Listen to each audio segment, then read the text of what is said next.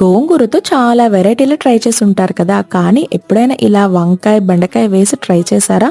మీరు నమ్మరు, కానీ టేస్ట్ ఎంత బాగుంటుందో తెలుసా?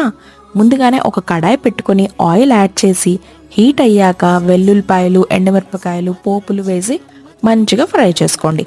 అందులోనే ముందుగా కట్ చేసి పెట్టుకున్న బెండకాయ ముక్కలు, ముందుగానే ఉడకబెట్టి పెట్టుకున్న వంకాయ, పచ్చిమిరపకాయలు టొమాటోస్ వేసి అందులోనే ఉప్పు కారం పసుపు వేసి బాగా ఫ్రై చేసుకోవాలి. ఒక 10 minutes లో ఫ్లేమ్లో ఫ్రై చేసుకోండి.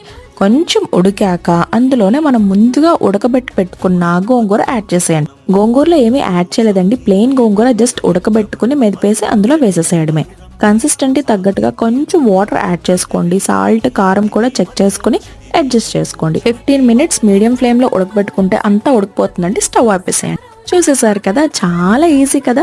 నా మాట విని ఒక్కసారి ట్రై చేయండి గాయస్. సబ్స్క్రైబ్ కూడా చేసుకోండి.